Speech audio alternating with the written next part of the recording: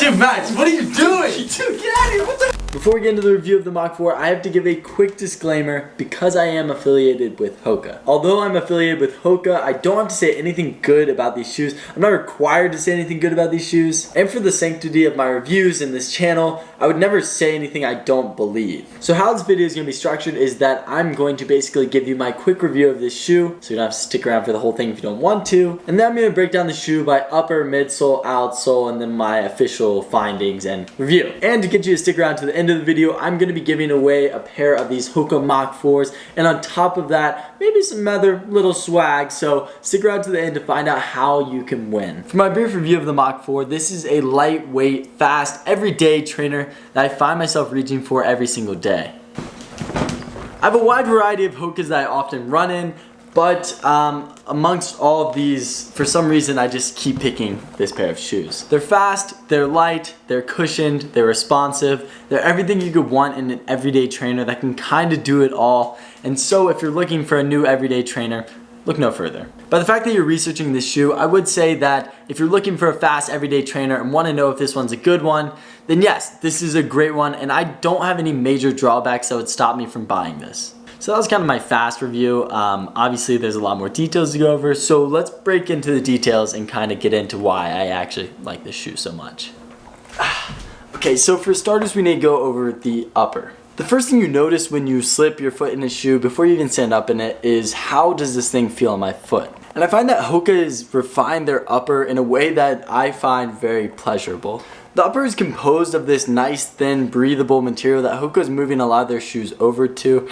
And it basically does everything you could need without ever having to think about it. And I feel like the testament to a good upper is if you think about it or not. And I find myself slipping my foot in the shoe and never thinking about whether or not it's cozy or not. I feel like it just does its job to a T. The tongue is thin but protective, so you don't ever feel the laces pressing down on the top of your foot. And there's also a heel counter here to kind of give you a little bit more support so that your Achilles isn't just breaking all the time. Not scientifically proven, but a good heel counter is something that you want in a shoe. And on top of this upper being cozy, the whole silhouette of this shoe is just pretty darn sexy to me. I don't know about you, but you did it right, Hoka. Moving over to the midsole of this shoe, it is composed of Hoka's new Pro Fly material, which is basically a super cushioned foam that has a little bit more pop in the forefoot and a little bit more cushion in the heel. So this provides for a smooth heel to toe transfer, and on top of that, for when you go a little bit faster, there's a little bit more pop in the toe where you need it. And so aside from the marketing jargon, this is actually just a beautiful midsole. I find it to be one of the more comfortable midsoles I've ever run in, and for the reason of, you get the cushion that you need with no sacrifice. It's light, and so you don't ever have to think about, oh dang, this is the heavy shoe.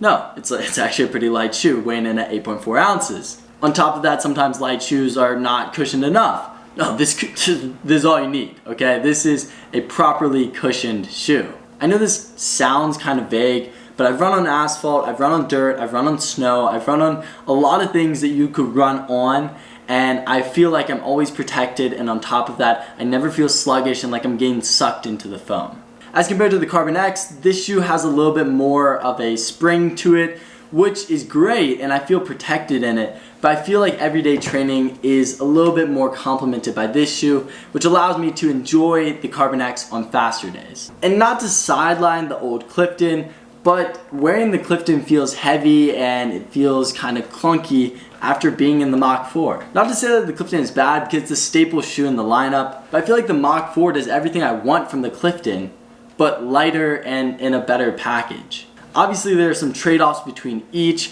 but I find that this is the perfect balance for everyday training for me. Now moving to the outsole, we have to bring back up the Clifton. In comparison, the Clifton has a lot of rubber on the outsole, and clearly there's no rubber on the outsole of the Mach 4. But don't stress too much about the foam missing, because this is a rubberized foam, which basically means that it's a harder foam. So although it is foam, you're not like dragging your feet and destroying this foam. When you're running like a normal human, you actually don't tear away the foam as fast as you'd think. Lose 2 ounces, feel better, and maybe lose 50 to 100 miles. This wouldn't be a proper Zach Levitt review if I didn't tell you something that I don't like about this shoe, and there is one thing I don't like about this shoe.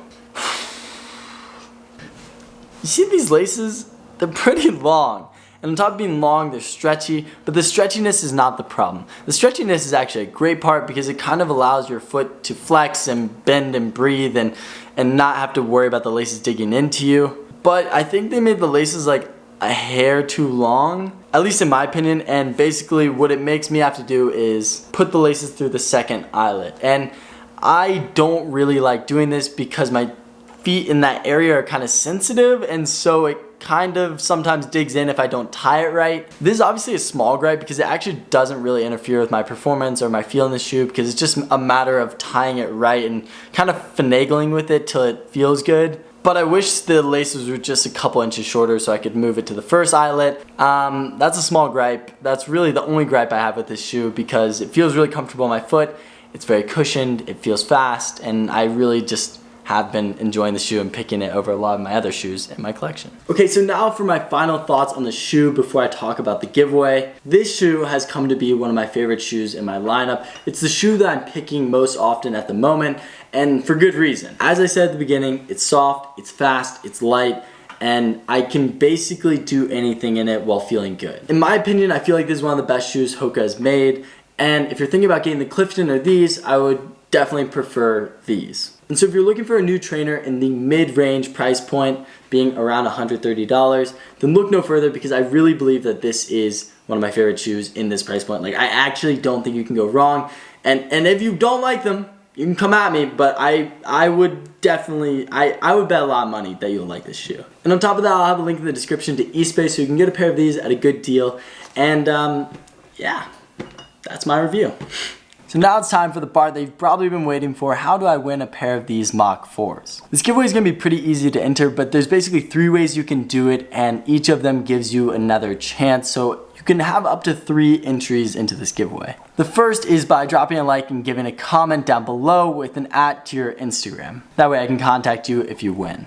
The second way to enter is by going to my Instagram, giving me a follow, and I'll have a post with the Mach 4s, which will be my most recent post, and I'll have giveaway in the description. And all you have to do is comment on that post and drop it a like, and then you'll be entered again. And the third way to enter, or the third entry that you could have, is by sharing that said Instagram post to your story, and then you have a third entry in this giveaway.